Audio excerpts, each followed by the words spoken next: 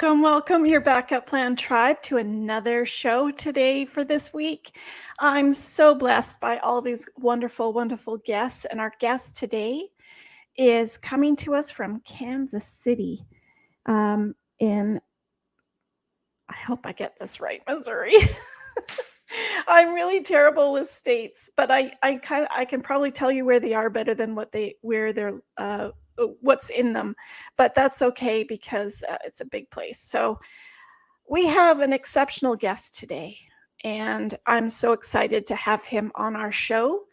If you are new here, welcome to Talking Taboo with Tina, brought to you by your Backup Plan app. We focus on real, raw conversations with our listeners about their journey from a life-changing event in their life. My name is Tina Ginn. I'm an emergency preparedness coach, a best-selling author of In the Blink of an Eye. Yes, just like that, a blink of your eye. That's how fast something can occur in your life. I'm an app developer of your Backup Plan app, and I'm right here in beautiful Vancouver, BC, with the sun shining in our windows today. I'd like to welcome all of our wonderful guests and listeners to our show. And I'm going to get out my hand quickly because you need to like, share, and subscribe down here in the corner. Push on that subscribe button so you get notified of our upcoming videos and live streams. What is your Backup Plan app anyways, Tina? I get that asked all the time. Your Backup Plan app puts your life all in one place in case of any unpredictable circumstance, while taking that painful aftermath out of the tragedy. What the heck does that mean, anyways? Well, one thing we can count on, unfortunately, is that we've come onto this earth to sometime at some point die, get sick, get disabled, injured, or lose everything in a wildfire or a natural disaster. We know something is going to occur with us, but we are still not prepared. So be prepared for the unexpected, because it won't happen to me. It will happen to you. It's just an illusion, and you're really not Superman. But, Mike Tyson says everyone has a plan until you get punched in the face. Isn't that the truth?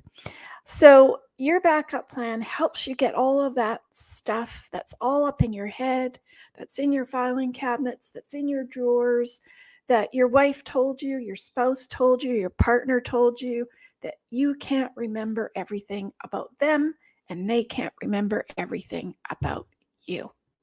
So we put it down into an easy app that's set up into different modules that you can complete at your leisure. So saying that, we are expecting a launch very soon about the emerging blueprint that goes along with your Backup Plan app. And it's a library of videos and interviews with attorneys, accountants, insurance agents, funeral homes, cemeteries, all of that stuff that we don't talk about, but we also sometimes are very interested in knowing a little bit more about how something works. And that's what the library of videos are for. And we also have worksheets that you can take along. We have worksheet, family conversations workshops on Zoom and Facebook a lot of times. And we get the wine out, we get the coffee and tea, we get whatever it is with appies, and we print off our worksheets and we just go down the list and tick them off and ask that other person, whether it's mother, father, brother, sister, friend, or spouse.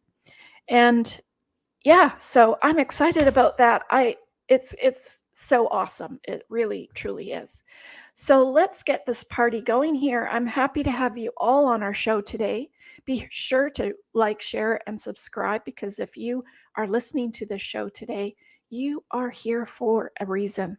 So please like, share, and subscribe to the channel to pass that information on to others. I'd like to welcome my United States and Canadian listeners, as well as my German and Ireland listeners. Those are my top four. And of course, my German listeners. Meine deutsche Freunde sind unserem Podcast willkommen. Wenn Sie Kommentar haben, können Sie gern Fragen stellen. Also danke für deine Freundschaft and for Zuhören, meine deutsche Freunde. Thank you so, so very much. So let's get this party started with Dr. Kevin Payne. Let's bring him on. Our show today, Dr. Kevin Payne is here from beautiful Kansas City. I'd like to welcome you onto the show. Well, thank you, Tina. I appreciate being here. Awesome. Our story is, has a diagnosis pushed you to the edge? I would think that every diagnosis pushes us to the edge. Well, it certainly can be, and they can be very surprising. But what most people don't realize is, say, in the United States now, half of all Americans now live with a chronic health condition. 18% of us live with 5 or more diagnoses. And the numbers in Wow. Canada and Western Europe and Australia, New Zealand, et cetera, those are in the developed world, they're pretty close behind us. So in the US, for example, in 2019, we spent $3.8 trillion on medical care. 87% of that figure was for chronic health care. Yeah, I So can see that. many of us are getting diagnoses and we can't get away from them. Yeah. I want to take a quick minute and give you a proper introduction since I got so excited to introduce you. Kevin is a social psychologist, entrepreneur. He's an author of Your Life Lived Well, and I have it linked down below in the description box. He has an awesome website, easy to look at, easy to read. He shares the results of his extensive research concerning how to live a quality life with chronic distress, pain, and illness. And he even battles multiple sclerosis, as we know it as MS. Yeah, that's a crazy, crazy disease because it's there and it hides and we don't know it's there a lot of times. And where did this Yeah. all start for you, Kevin? Well, if you want to start, I could start. Well, I was born in. Yeah.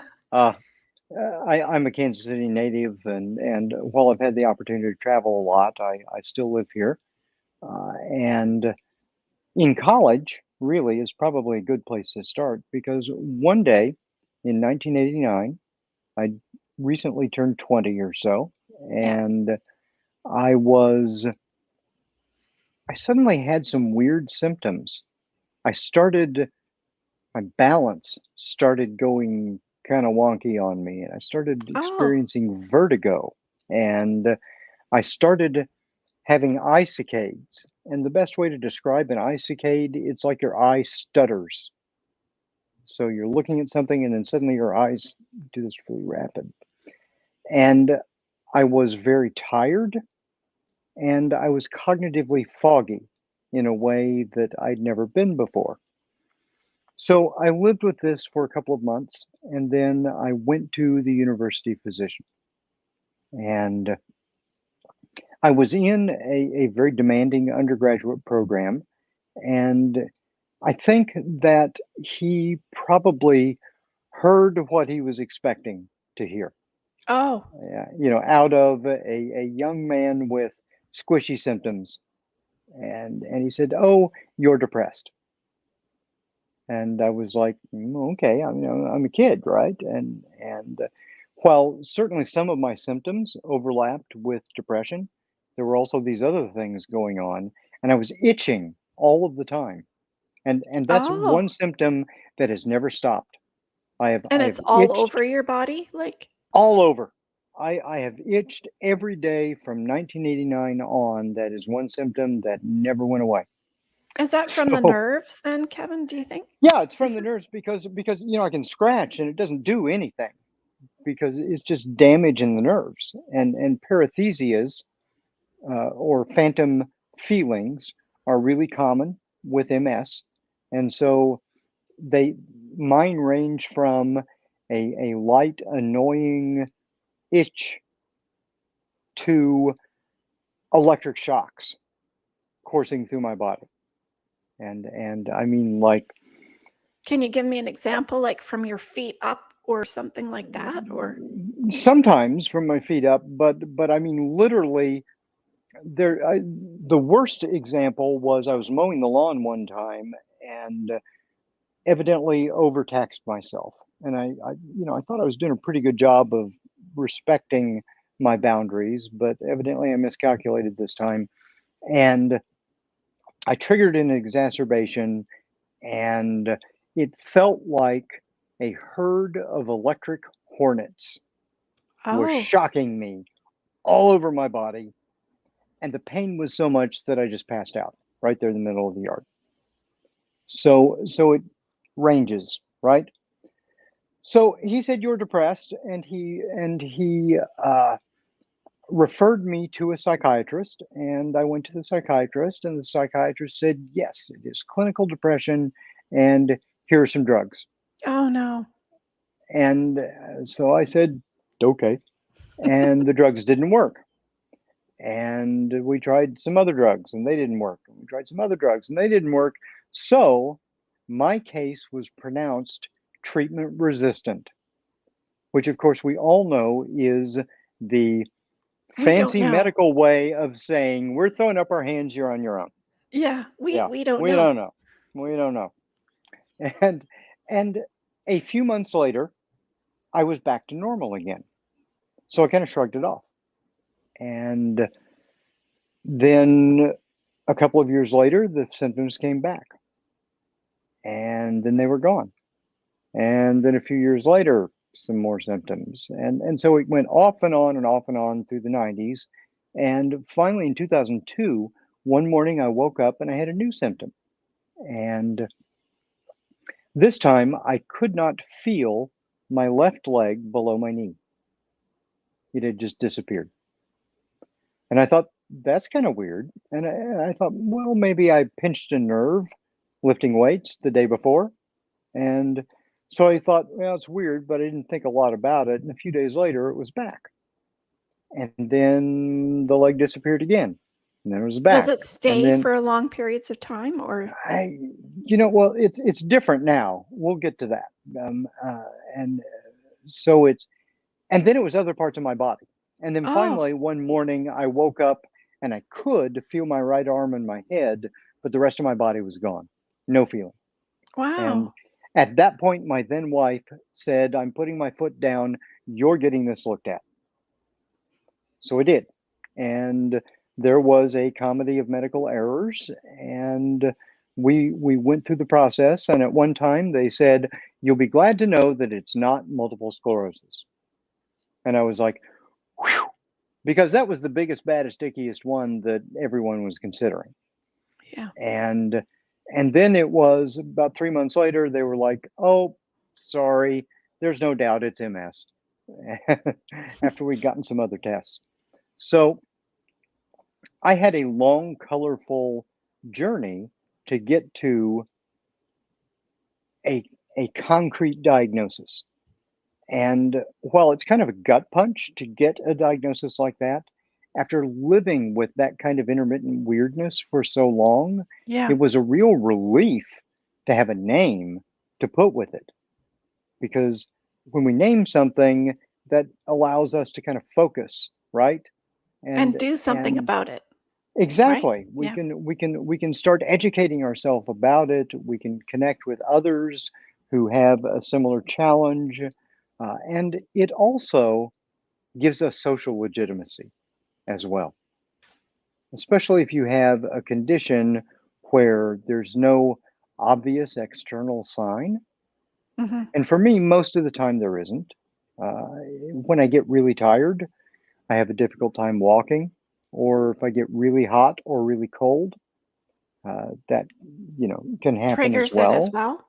well? hmm So heat sensitivity is really common with MS, and I've had that for years and years now. 15 years, and I've had cold sensitivity for maybe the last 4 or 5 years, and they affect me differently. But it's it is just a weird condition, and it's difficult to explain to others. I have some baseline symptoms that I'm always living with, so I'm always in pain. I'm always fatigued. I always have cognitive fogginess that I have to kind of think through. I'm always dealing with those paresthesias, right? The weird feelings and numbness. Generally, I can't feel my legs below my knees, which will be important to my story later when we get to jumping out of airplanes. Uh, Yeah. and and and so that's the baseline. And then on top of that, I've got another 30 symptoms that come and go. So it is actually very much like depression or PTSD, except for the not feeling your legs or parts of your Hmm. body, really. Yeah. The And balance and the fogginess and all of that kind of stuff is yeah, I can and s that's why it is difficult to diagnose multiple sclerosis because the symptoms are kind of nebulous sometimes. The symptoms come and go. My symptoms are not the same as somebody else's symptoms with MS because, I mean, it is legitimately called a snowflake disease because everything we do, feel, think, say passes through our central nervous system. Well, the symptom that each of us experience depend on what parts of our brain and spinal cord get damaged. So while in the popular consciousness, there's this idea of, oh, MS is one of those that put you in a wheelchair. Well, yeah, some of us do end up there, but fewer of us now than used to. And that's certainly not necessarily the case.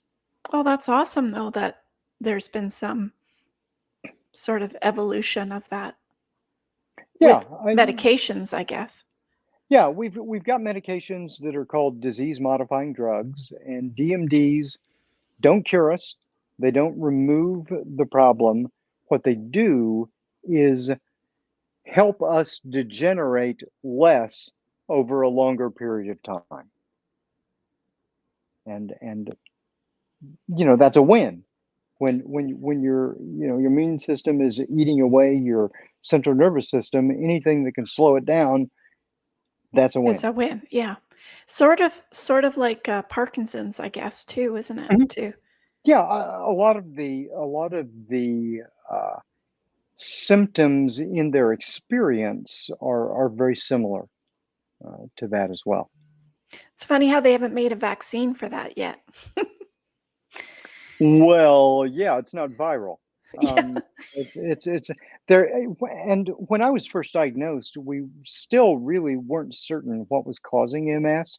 Now we've got there's a pretty good consensus, and the common understanding now is that it's an autoimmune condition like rheumatoid arthritis or lupus or any of more than 100 other conditions.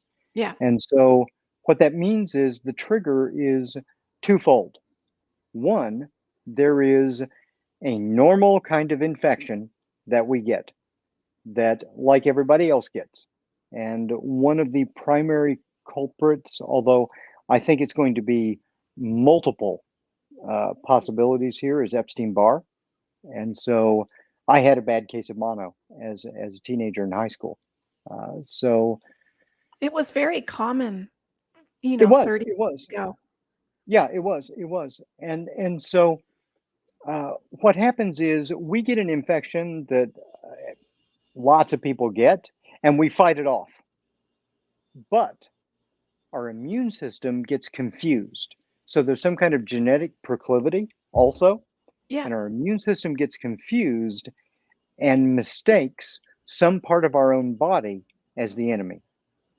So in the case of MS, it's the myelin, which is the fatty tissue that surrounds those fibers, those neurons in our central nervous system. and that acts like the coating on a wire in your house. Mhm. And so when it eats that away, our nervous system short circuits. So we get lots and lots of noise introduced into our system. And uh, the sclerosis in multiple sclerosis, literally that means scar. And so multiple sclerosis means many scars. We've got many scars in our central nervous system as a result of our system vainly trying to repair itself after these autoimmune attacks. Is it able to repair itself? Yeah, they used to say no, not at all. And what we know now is that neuroplasticity is a remarkable thing. And can it can it completely reverse stuff? No. Can you get a little bit of recovery sometimes? Maybe. Yeah. So, like, for example, there were a number of years there where I had absolutely no feeling in my lower left leg. But after skydiving for a little over a year, I started getting feeling in my left leg because I had spent so much time focused on trying to understand and control my legs in free fall. And so, neuroplasticity probably Probably. did a little bit of work there for me.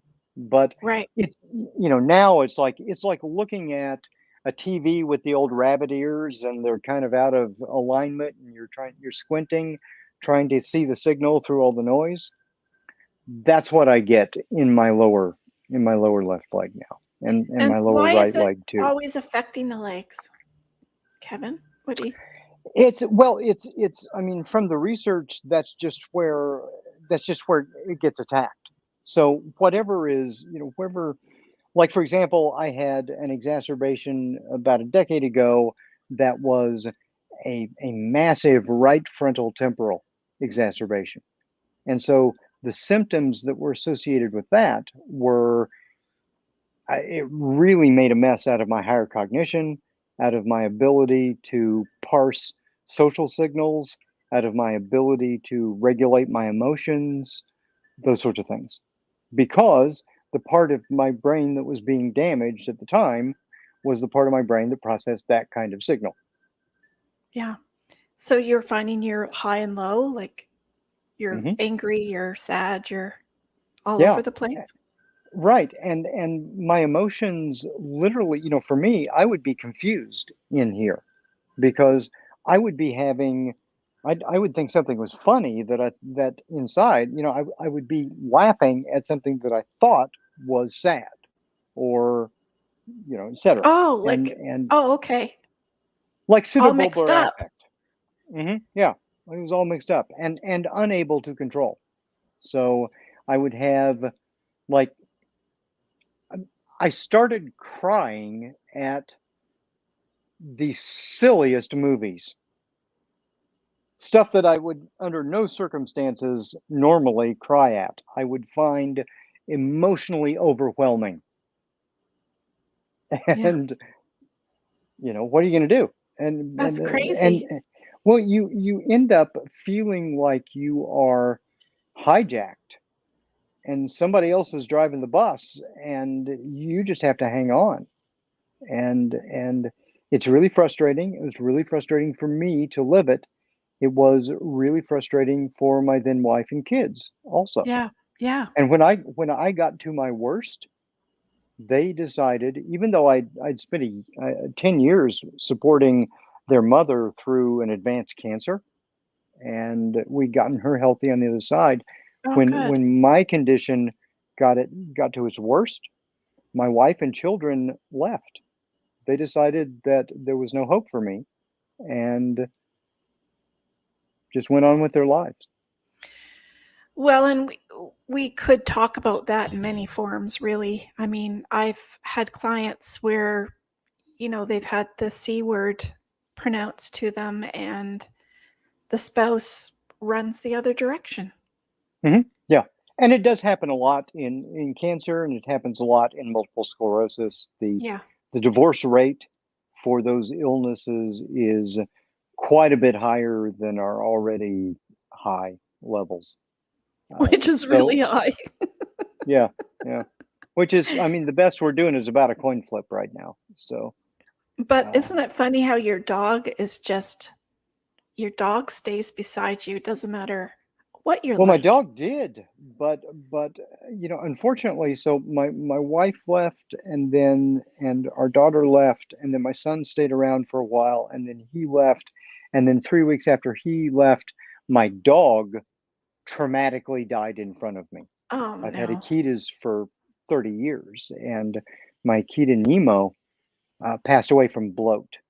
And so anybody who knows big dogs knows about bloat, and it's where their stomach detaches inside and it twists up their intestines. And it is a really, really awful way to go. And it happened late Aw, on a Sunday night. And so I had to take that 120-pound dog and herc him downstairs and put him in my truck. And I'm flying 100 miles an hour down the freeway, like, almost midnight, calling the ER, the doggy ER, saying, yeah.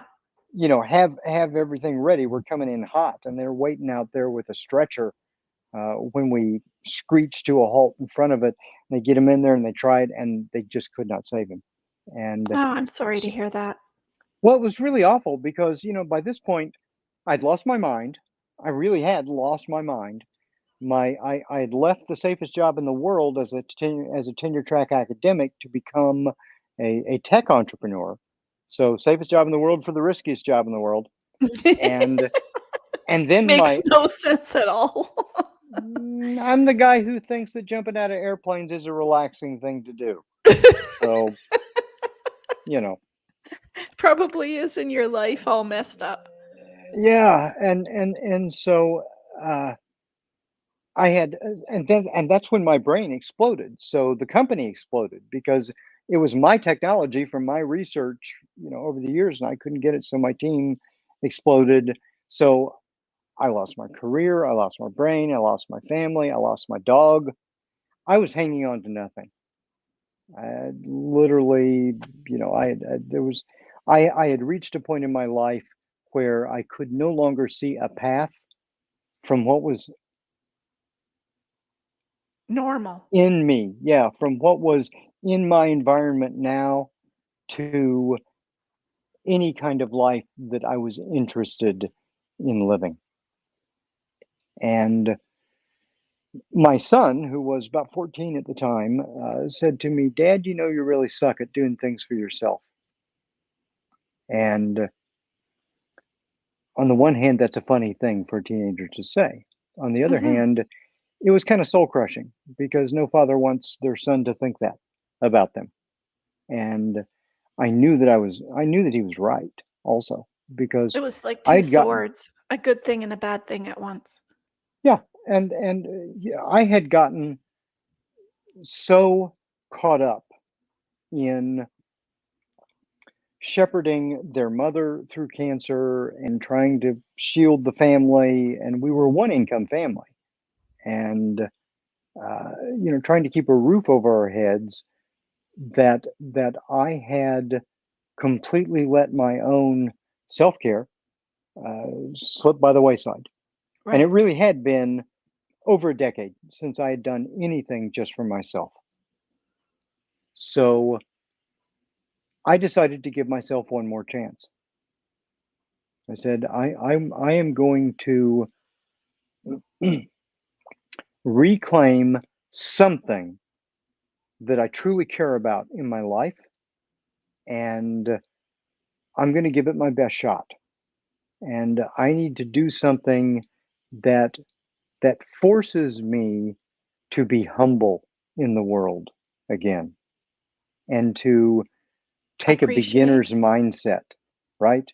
And fail and keep persevering through it. Because I had spent most of the last, more than a decade, probably 20 years, I'd always been the expert in the room. Dr. Yeah. Payne, who, I'm the professor, or I'm an expensive consultant, or whatever it is. And I needed to, my illness had knocked me down so far that I needed to unapologetically start from the beginning again.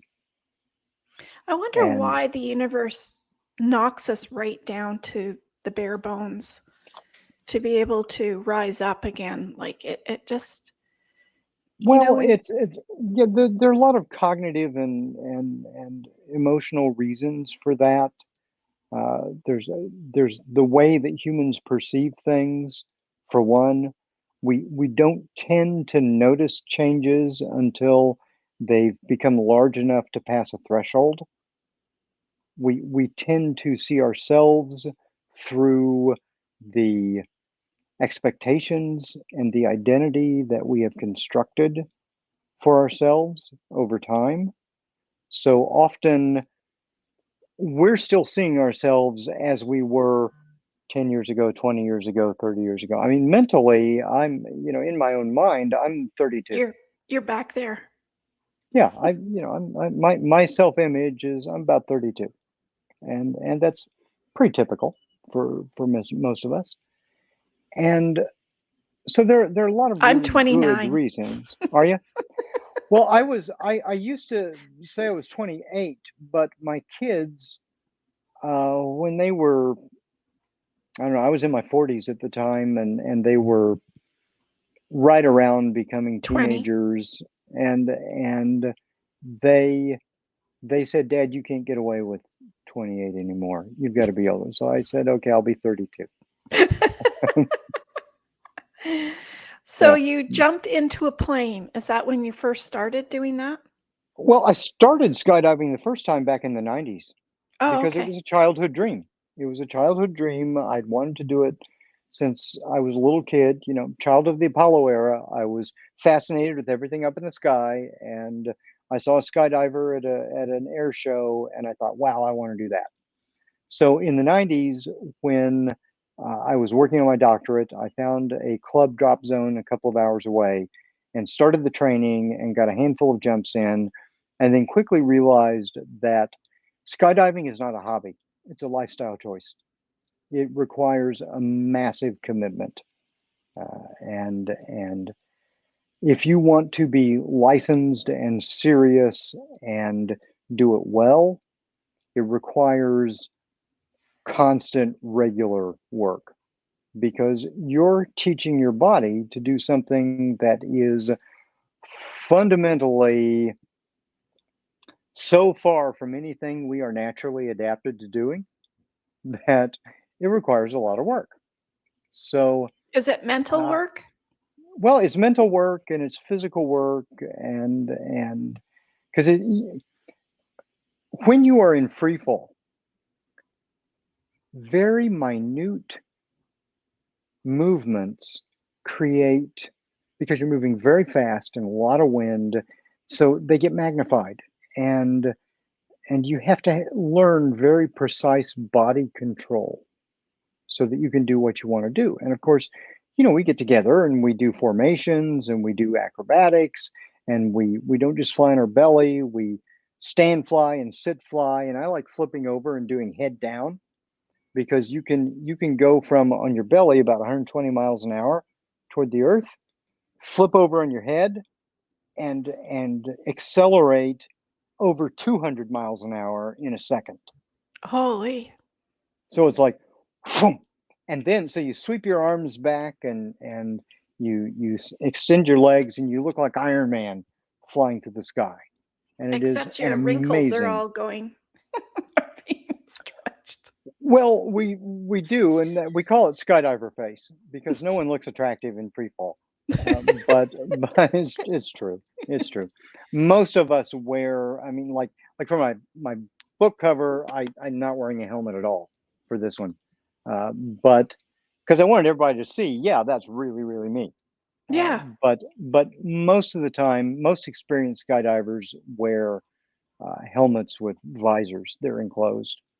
So like my helmet is got like a sound system in it, and it's synced to my phone, and it's calculating all sorts of things, and it's giving me information in my ear, and it's got an LED display across the visor that's telling me where I'm at and all that And you stuff. can So, communicate with each other when you're and we jumping can together? communicate with each other if you have that kind of gear.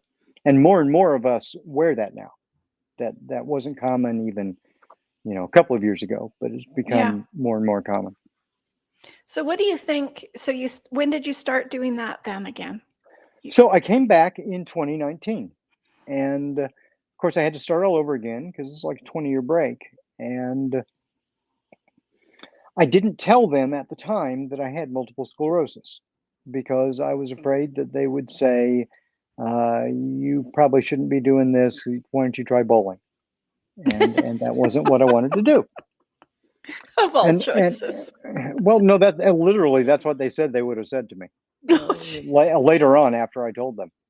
So I started doing the jumps, and I wasn't making the progress that you would expect, especially for someone who had done the training before. And so most people it takes 25 jumps to get your A license in skydiving. It took me 47 Wow. because I couldn't feel my legs and I was having a difficult time figuring out what my legs were doing in free fall. So Is it uh, kinda like swimming then?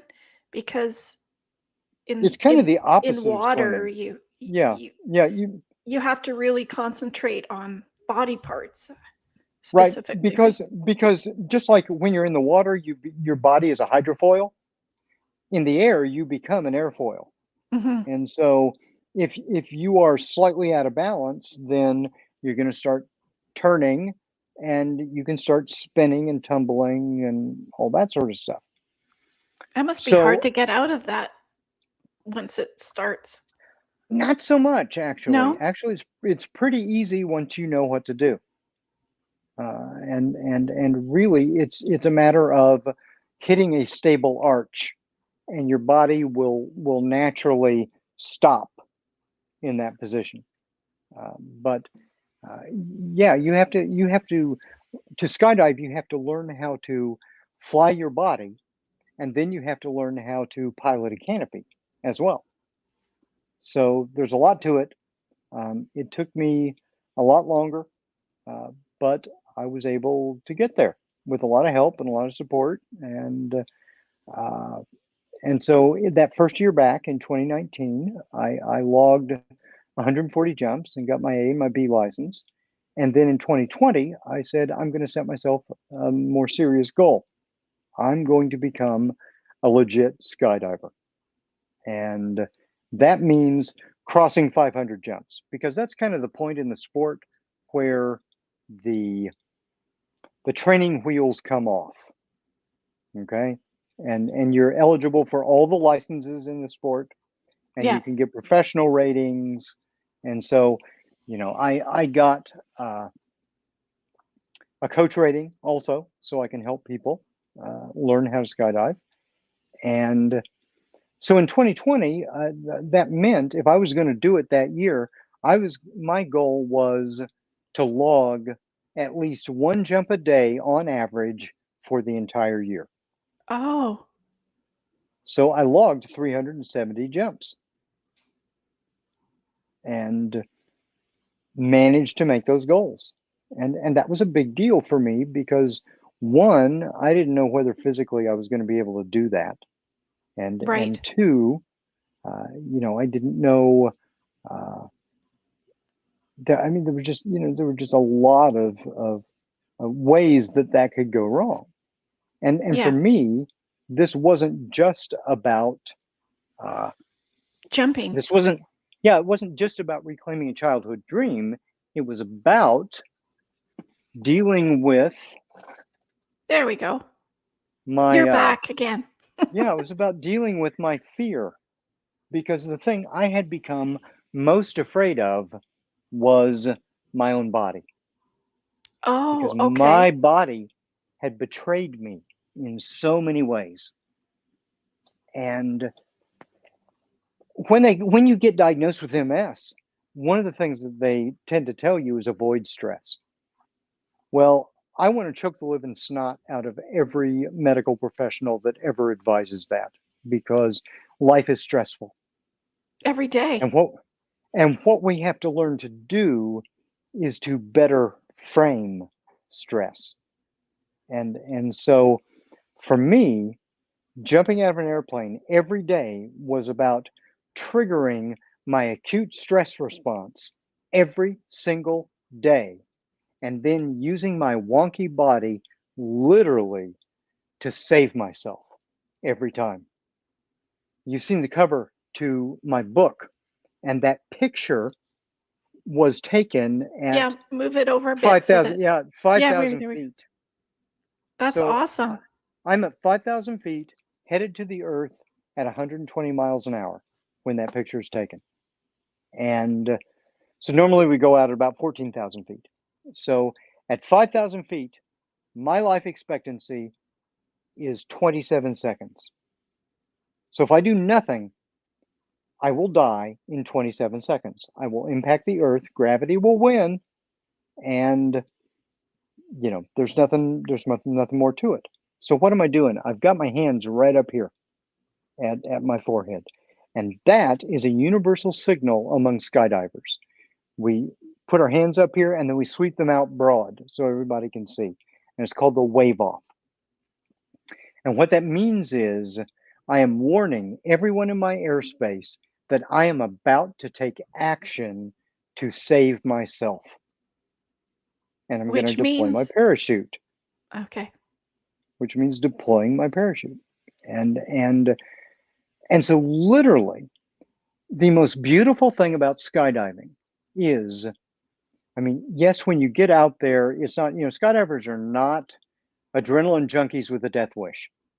We're just not. I mean, yeah, some people come into the sport for a little while, but the people who stay are the people who understand the beautiful, contemplative, Zen experience of flying through the air, and how when you're in the air, you can feel so small and so insignificant and so alone, and at the same time, feel so expansive And so and see powerful. all of the world out below you. And yeah, you're flying through the sky like Iron Man. How can this is You're this is Superman.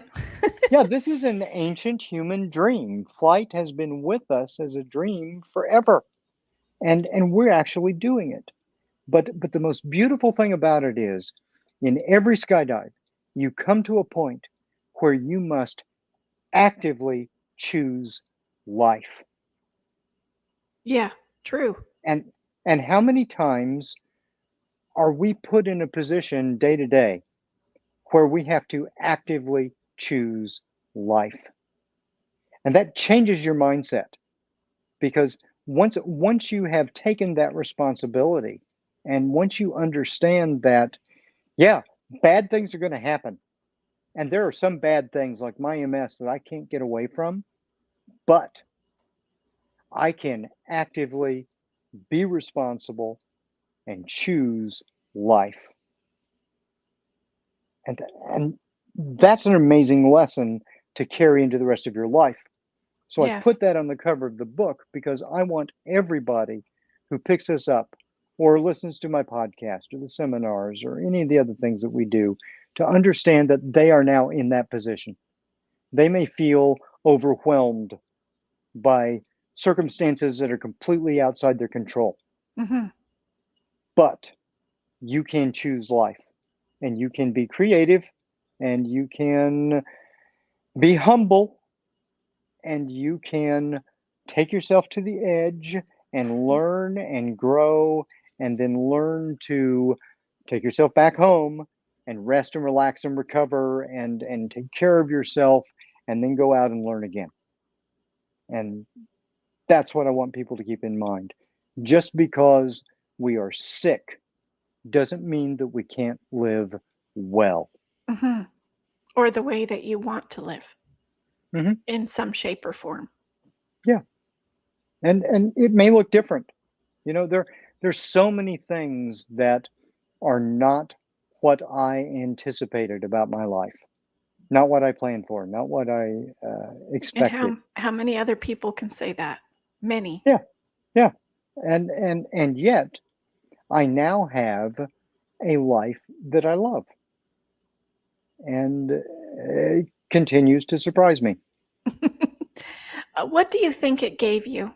What do you think for moving forward? What did it? It's put You you in a mean different skydiving? headspace. Yeah, it's put you in a Yeah, different yeah. headspace. It did that, and one of the most important things that it did, because I actually wrote this book once, and it was pretty dry and sciency, which, professor type, I can do that.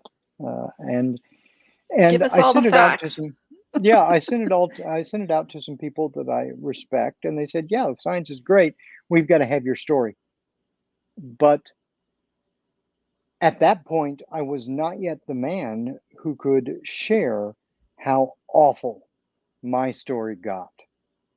Or how it felt And to you emotionally. yeah, yeah. And truly, people think that it's emotionally overwrought, but what we forget is that you can have your emotions just jacked open for so long that you go numb, that you are out of emotion. Because experiencing intense emotions are edge experiences. And we've got to pull back and relax, and hit homeostasis, and kind of level out again, and then go. But if you are constantly facing lasting and repeated trauma, then you can get to the point where you are just dead. You are out of emotion. And intellectually, oh, I should be feeling this sort of thing, Hmm. but you just don't have it any longer. And I I think was at that point. I've heard that a lot about people when they've had someone close to them pass away. Hmm. They Yeah, don't have the tears and the emotion at that point. right, I mean, it right. comes later, but And grief is a fascinating topic, and I've got an episode all about it on the podcast, and I do a seminar about this. But we have so many mistaken ideas about grief, and it's not stages. It's not a process. It's all about navigating distance in different ways, and it's really about the whole that gets torn out of your identity with without your choosing, and that's really important. so it's And like somebody took a shovel and just dug out a section of you inside and yeah, yeah, left this it, gap there. right. Because if you lose someone important in your life, they're not just someone important in your life, they are part of your identity, they're part of your habits, they're part of your way of being in the world, they're part of your plans for the future, and all of those things get ripped out. They call that your soul. It's one word for it. And so I had gotten to the point where I had lost so much, I didn't know where to begin rebuilding me You again. had a lot of stuff dug out of you, Hmm. so to Yeah, speak. yeah. You had this big, huge gap inside. Hmm. Hmm. And so for me, finding that agency again, and learning to face that fear of my own body that I can't get away, I had to go through skydiving so that I could rewrite the book in a way that You could feel really, it. yeah, told all of my story. And because I didn't want anybody to think that I was science guy talking at them or down to them. I wanted people to understand that, yeah, I'm science guy, but I've lived this, and I have all the empathy and compassion in the world for people who are going through this. And for me, your life lived well. The whole enterprise is about trying to provide people with tools that no one provided me, Mhm. because we think of a medical diagnosis as a medical diagnosis.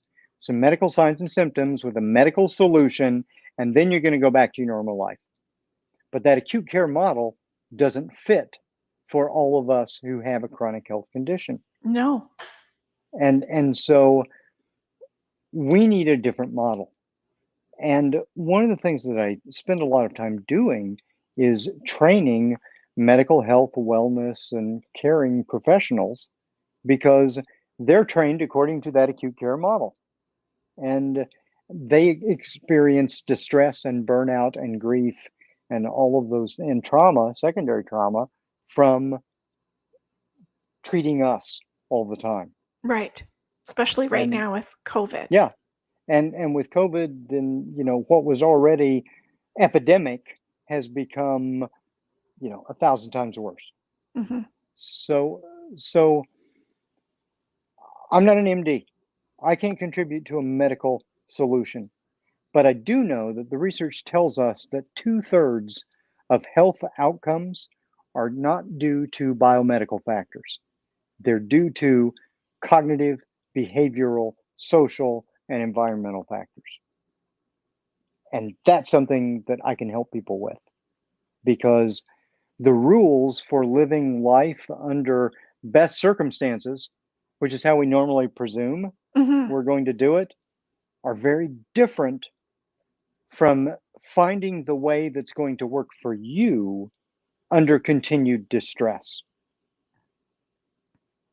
Because we weren't To not move adapted. backwards, but to move forward. Right, right. Because we weren't adapted to deal with continual distress. It's supposed to be an acute or emergent phenomenon. We get Yeah. really stressed. It's a saber-toothed tiger rustling in the underbrush. We handle it, and then we go back to our normal life. But chronic illness isn't like that. No. It's always bad, and you can't get away. Well, it's not only So bad medically, but physically, but it's also emotional. yeah. It's all that. I mean, everything that we're talking about. Because remember, I'm a social psychologist. It's there are these gates that we have to go through, and yes, there's the biophysical part, but there's always then a cognitive part and an emotional part and a social part and an operational part, and sometimes we forget that operational part too, Yes. because like for me, one of the things that made it so difficult for me to get myself back to a good place is because I actually had all of the book learning. And so my critic was there inside saying, "Oh no, you need to do these things." And it's like I knew exactly what I should be doing. But the thing that we forget is that knowing is not the same as the Doing. experience of living, right? Hmm. That understanding and that doing are different. And we've got to build different muscles and different habits for that. For it to keep evolving. Exactly. Where do you think your life is at this point now with this change that you've been able to make? Oh, well, I'm in my middle years now, so we'll see how I do with I hope I've got a few decades left in me, and I am at a place where I feel more comfortable taking on new challenges and experiences again, and that's much more like the me that I always was. Hmm. Now, can I do it in the same way that I did half a lifetime ago? No. I mean, I'm, half a lifetime older, but also I have real limitations. And so I have to be more mindful and more aware and more creative, Hmm. but I can still get to a lot of the places that I want to get to. It's just a I just little avenue Yeah, to go. I just have to do it differently. Hmm. And and I have to be more humble and I have to have help sometimes. And understand Hmm. that help is okay. Yeah. It's not because you're weak or anything. It's part of life. Yeah, exactly. And we have that's kind of a recurring theme in the book, and We often have superficial goals and superficial things that we look at in the world. So you'll see, say, a man who's like really worked out, and he's 220 Buffed. pounds, and he's buff and he's jacked, he's swole, as the kids say. And and and we see that and we say that's strong. Well, okay, that's a superficial kind of strong.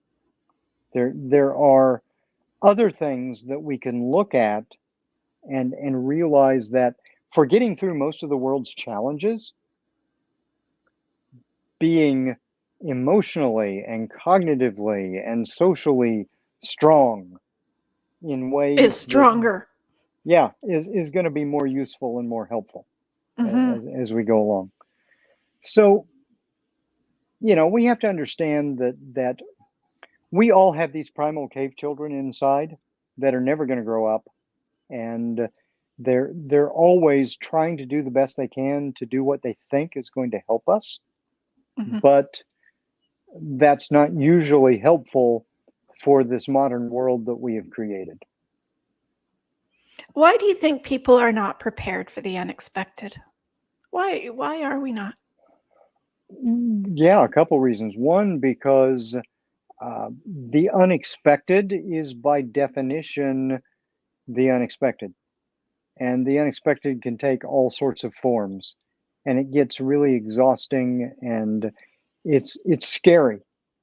If we really sit and think about all the different ways that this world can kill us in a heartbeat, then many of us would end up in a puddle in the closet. I think of the old Peanuts cartoons where Snoopy is under that bag and it's like the world, and that's where we can end up being. And we have a lot of cognitive adaptations and social adaptations that keep us from focusing on those places. Because if we live consciously with that awareness all the time, it can become paralyzing for Hmm. us. So we have to learn that what we really need to do is take some time out and make a safe place for ourselves, and do that kind of Work. really honest, open, raw preparation, Whatever and that get looks those like things for right, you. whatever that Yeah. looks like, and get that stuff ready so that our cave child, who is being tripped by our acute stress response when that big distressing thing comes along, isn't the one who is driving. We've time shifted those decisions to a place where we weren't threatened, which was before the fact, where Hmm. we could be more conscious and see the big picture when we're making those decisions. That way, when those circumstances arrive, and they inevitably will, we've got a plan that can guide our autopilot Hmm. while we get through that roughest part. And then we can get through that so that we don't have the added distress of bungling the aftermath of the emergency. And that gets us to a place where we can then more quickly take a deep Yeah. breath Yeah. and raise back up again and see the big picture. I But know because I've talked to so many clients that if you can prepare for something to your best of your ability beforehand, whether it's for mhm, yourself or someone else beside you, we are able to think appropriately. mhm, But when we're pushed in it right. unexpectedly, it's like our thought process has just disappeared. Well, And yeah, all there's no this, like to it. I mean, seriously, that is exactly what happens. yeah, Our basal brains short circuit our frontal lobes, and we literally cannot think the big picture.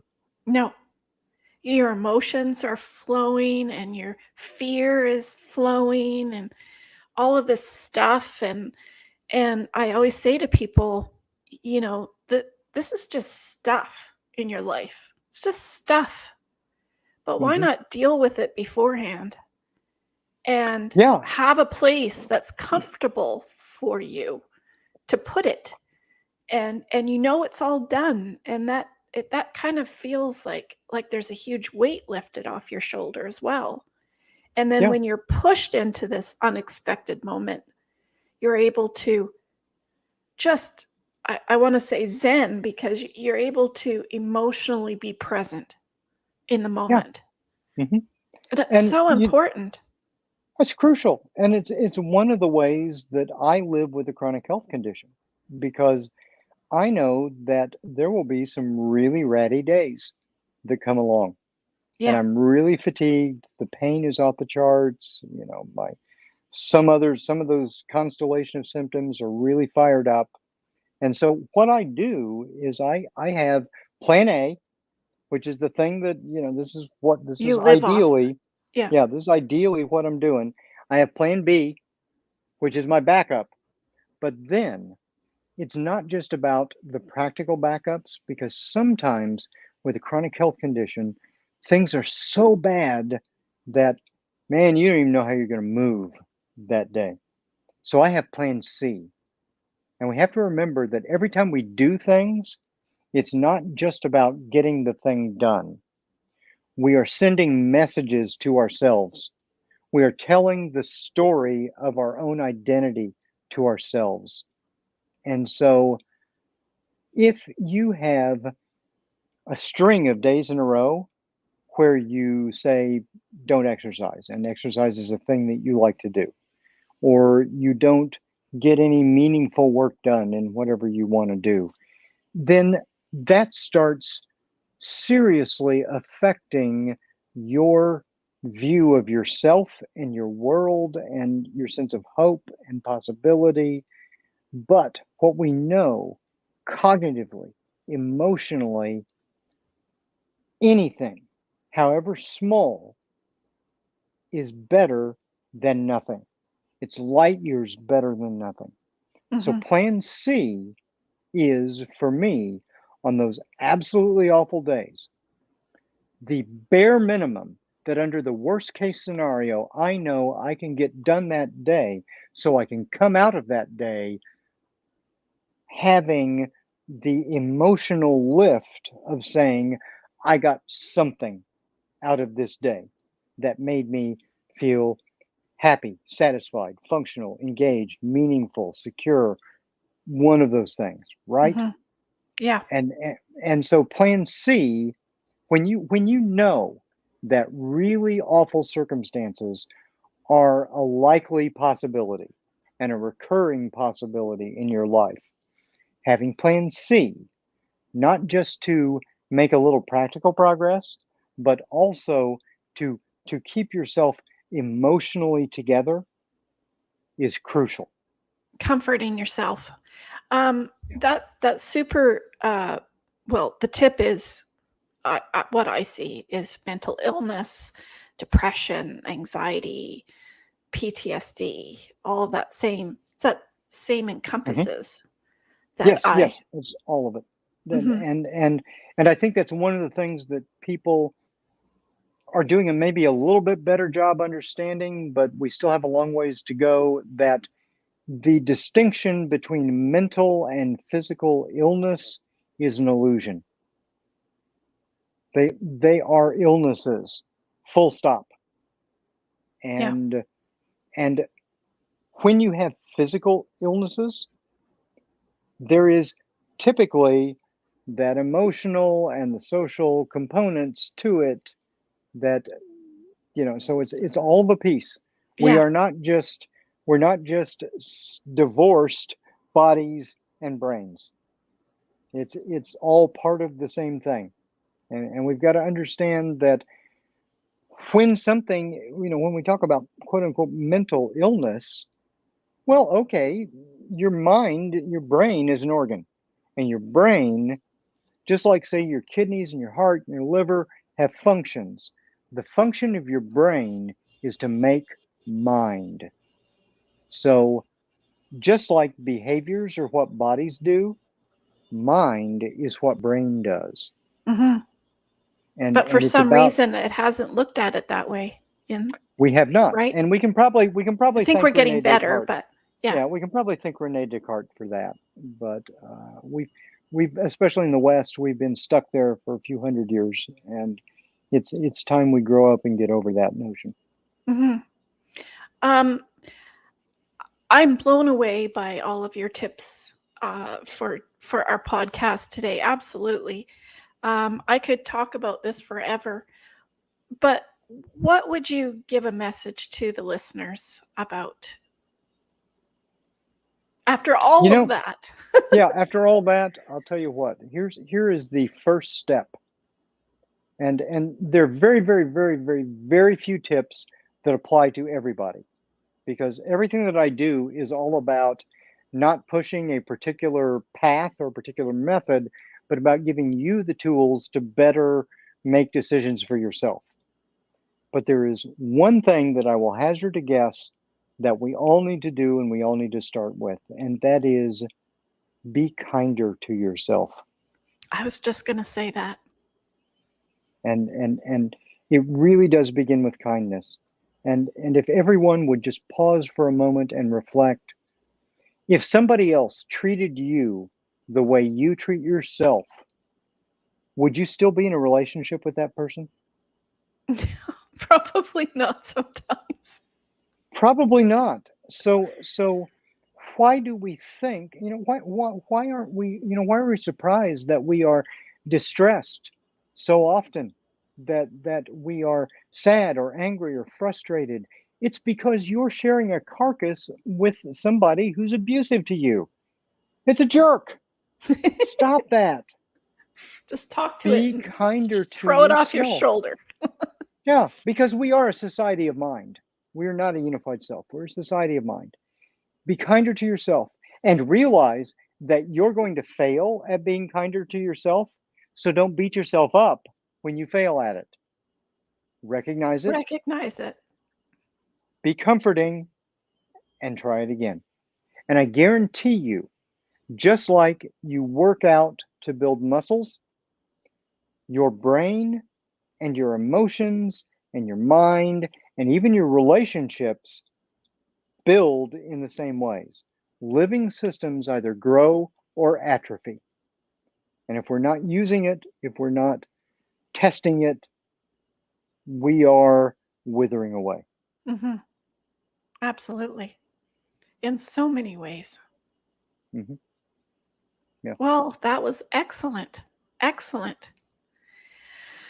Wow, I could have you come on and talk about different topics all day long.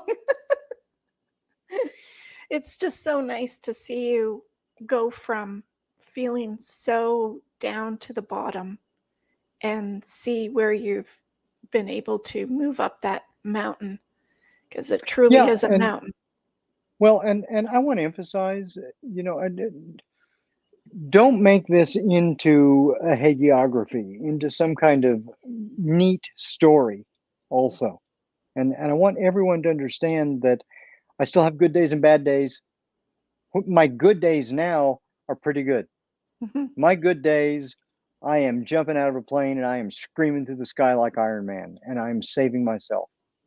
But I still live with MS and I still have bad days too. And I have to learn, it took me a long time to learn to be compassionate with myself Yeah, on those days that there's no way I'm going to live up to what I would like to get out of that day. but I'm sure And your so bad days are my partially bad good days are now. my Are my bad days are significantly better than they used to be. right. And No that's doubt that's about it. just Yeah, excellent no all doubt on about its it. own. But I want everybody to remember that we don't live in a movie, and we like to put a nice story on it. Humans are narrative creatures. We like putting stories on things, but real lives don't fit into the neat stories. So, with like we would want them to. Yeah. So if somebody out there is living with a chronic illness and they're saying, "Wow, he's got it all hardwired and my life sucks," and I'm never going to get there.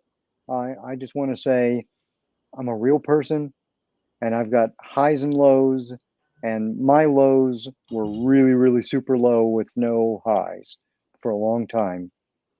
And I have faith and hope in you.